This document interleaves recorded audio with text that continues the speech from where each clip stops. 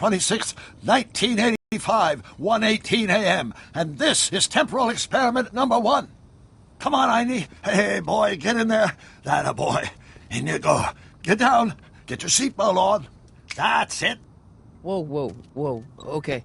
Please note that Einstein's clock is in precise synchronization with my control watch. Got it? Right, check, Doc. Good. Have a good trip, Einstein. Watch your head.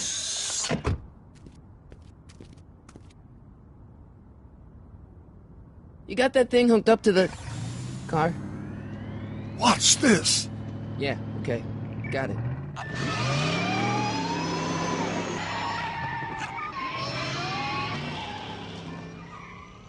Not me. The car. The car.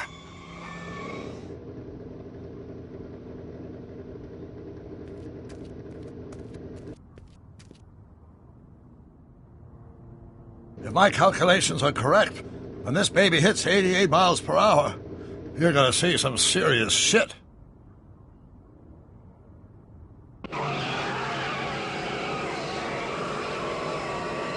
Watch this, watch this.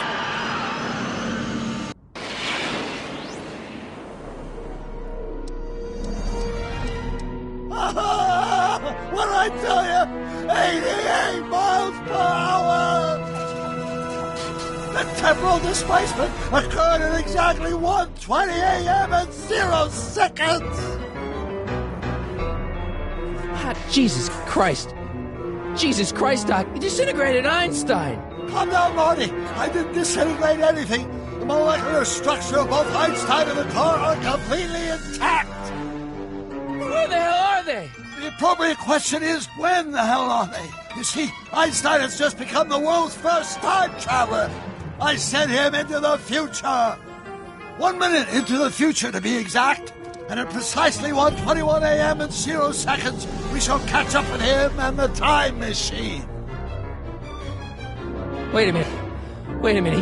You put your dog in a time machine out of a DeLorean? The way I see it, if you're going to build a time machine into a car, why not do it with some style? Besides, the stainless steel construction made the flux dispersal. Look out!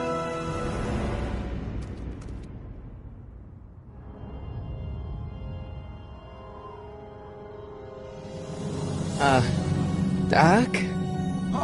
That's peculiar. Where's the car, Doc? It should have caught up with us 27 seconds ago.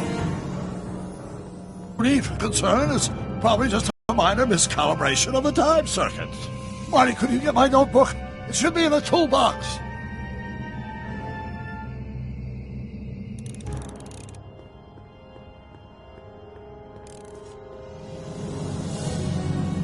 Notebook. Got it. Flux capacitor? That's it! What the heck's a flux capacitor? My latest invention. The thing that makes time travel possible. In this notebook, I've detailed the nearly 3 decades of scientific breakthroughs necessary to build a working time machine. If it ever fell into the wrong hands, the consequences could be catastrophic. Let's see. Is mass equals I times Z and E equals... Consequences could be catastrophic? Whoa. Deja vu.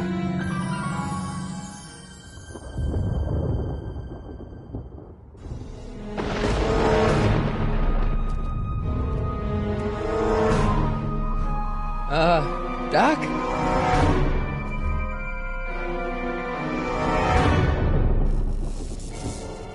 Great Scott! Doc, what is it?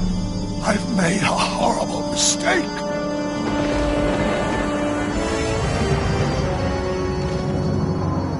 Doc, no! I'm sorry, Marty. Doc, come back! Doc!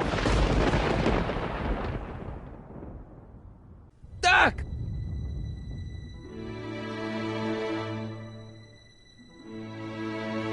Marty, is everything okay? Yeah, Mom, it was just a nightmare. I was in the past, and Doc was there. Well, you're safe and sound now. Back in good old 1986. But you'd better get up. Your father's waiting for you. Huh? Weren't you going to meet him over at Doc's? Holy crap, I'm late!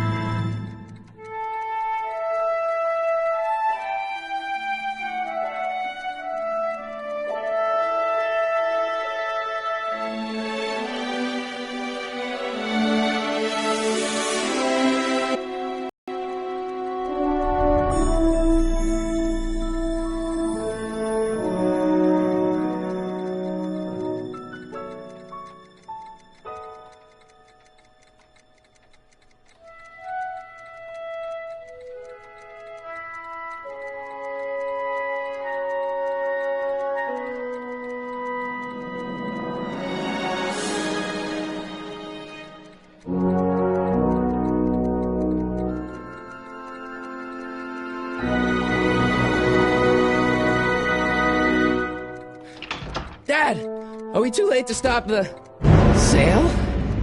Better late than never. You wouldn't believe how much rare stuff there is back here. That's Doc's stuff. The city has no right to... Now, son, I know you're upset, but your friend's been gone for months, and the city really seems hell-bent on using his land for that new parking garage. And, hey, is that a first edition Jules Verne? It's just not fair. But at least things can't get any worse. Hey, Marty. Hi, Biff. Come to see if the old crackpot had any buried treasure? Nah, I guess I'm just... remembering.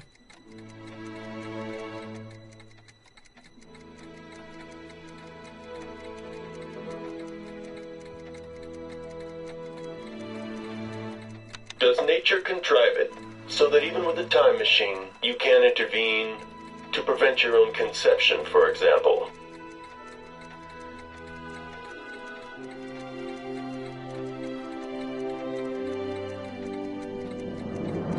Miss Einstein. A fish tank? I never knew Doc raised fish. Doc's fish had weird taste in decor. Kind of like Doc.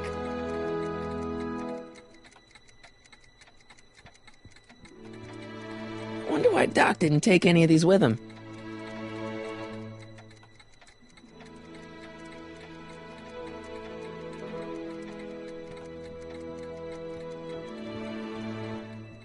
Hey, Dad. Who's running this sale anyway? Oh, that'd be me, son. You? Why? Well, once it became apparent that the bank was going through with the sale, I volunteered to oversee it in order to make sure that Doc's stuff would be treated with a modicum of respect. Isn't that right, Biff?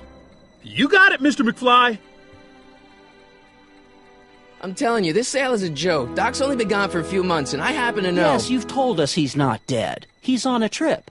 Let's say you're right.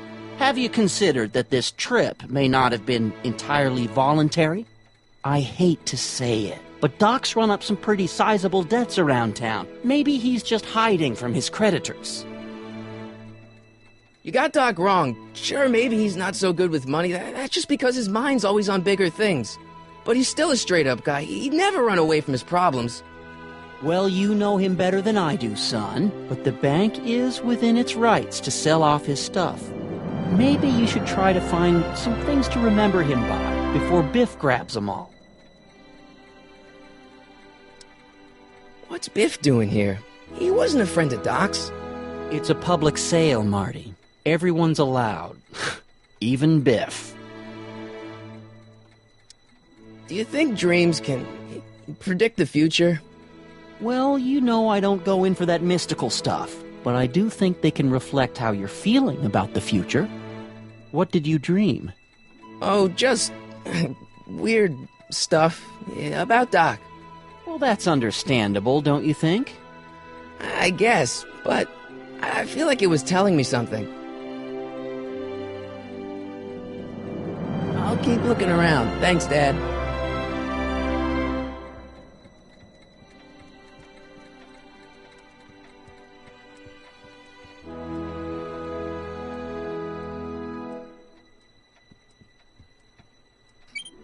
Hope that wasn't poison gas or anything.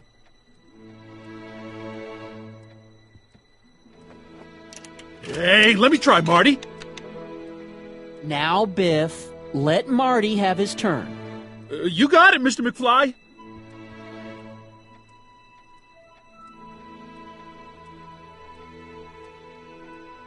Feels like that was a lifetime ago. Actually, I guess it was. Doc built this model at downtown Hill Valley way back in 1955. The clock tower in the courthouse even works. What the? Is that Doc's notebook in there?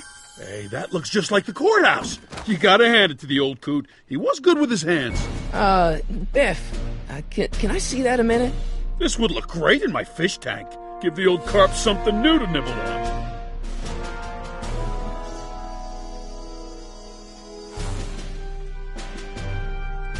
You know, you and my folks go way back. Yeah? So? So how about letting me have that model courthouse, for old time's sake? I think I'll keep it. Give it here, Biff. Well, looky what we have here. Looks like plans for something. What's a flux catheter? It's none of your business. Doc asked me to... Brown's worm food, kid. But this looks like it might be worth something.